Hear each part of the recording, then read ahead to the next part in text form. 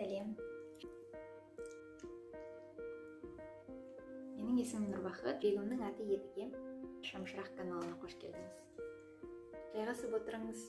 Осында билингвизм, яғни тілді кішкентай кезден бастап меңгерту жайында әңгіме қозғаймыз. Сізге пайдалы болатын ақпарат балаға кішкентайынан бастап тілді меңгерте беру өте қатты сізге пайдалы болуы мүмкін. Балам ағылшын тілін мен оның сөйлесуі арқасында меңгеріп жүр. Яғни күнделікті тұрмыста мен баламмен ағылшын тілінде сөйлесем, осының барлығына қалай келгеніміз жайлы осы видеода айтып беремін. Қазір барлығымыз осы балаларымыздың ағылшын тілін білгенін қалаймыз, өйткені барлығымыз біліп тұрмыз, ертең болашақта осы тілді білетін адам бір жерде әйтеуір тиісіп шығатынына сеніміміз мол. Біз барлығымыз қазір билингвизмдеміз, өйткені біз барлығымыз орыс тілін, қазақ тілін жақсы меңгергенбіз. Біздің үйде, біздің отбасымызда пайдаланып жүрген осы үш тіл, қазақ тілі, орыс тілі, ағылшын тілдері ертең кез келген есікті ашуға көмектеседі. Өз басым соған сенемін. Сондықтан да менің өз басымда балама тілді меңгертіп жүрген мақсатымның бірден бірі, сол балам ертең өзінің қалаған шаруасымен айналысса, ешқандай алдында ешқандай қақпа болмауын, және сол қақпа болса да оны аша алу қалаймын.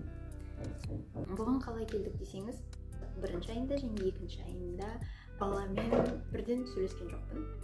Яғни балаға қарап жүрдім, сүтін беріп, емізіп, күнделікті рутинасын жасап, бірақ ең басты толыққанды біздің осы салаға енгеніміз ол 2,5-3 айынан басталды. Яғни мен өзімнің қалпыма келдім, жинадым, энергиям бар екенін сезіп тұрмын. Сөйтіп балаға бірте-бірте рутинамызда ағылшын тілін қосып, содан кейін бірден толыққанды ағылшын тілінде баламен сөйлей бастадым. Яғни оның алдында мен баламен сөйлесіп жүрдім, бірақ оның барлығы қазақ тілінде болды. Сәлем, қайырлы таң, қазір сенің бетіңді сүртеміз, қазір сені шомылдырамыз, қазір сенің жүргеніңді ауыстырамыз, киім киік деген сияқты сол сөздердің барлығы бастапқы 1-2 айда орын алып тұрды. Бірақ одан кейін баланы ағылшын тілді ортаға ауыстыруға шешім қабылдады. Бұл аяқ асты шешім болды деп айта алмаймын, себебі болашақта ағылшын тілі жалпы әрбір азамат үшін маңызды тіл болып табылатынына өз басым сенемін. Сондықтан бұл орайда ағылшын тілін баламның тәрбиесіне қосу жөніндегі қадамым дұрыс деп есептеймін. Бірден мен баламды ағылшын тілін біледі, минимум 3 тіл біледі деген мақсатта ата-ана болуды оған дейінгі орайда шешіп қойған тұғын. Яғни бұл жердегі менің мақсатым сол баланың минимум 3 тіл біліп, бүкіл есіктің оған ашық болуын қалаймын.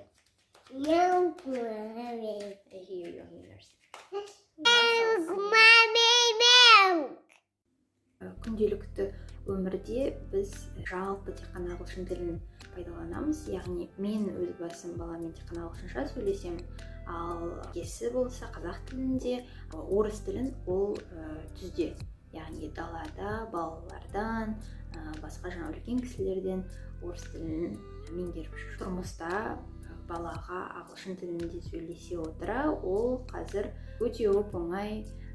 Қазір 2 жас 3 айда 27 айлық бала көп нәрсені түсінеді. Тек қана бұны мен жасап жатқан жоқпын.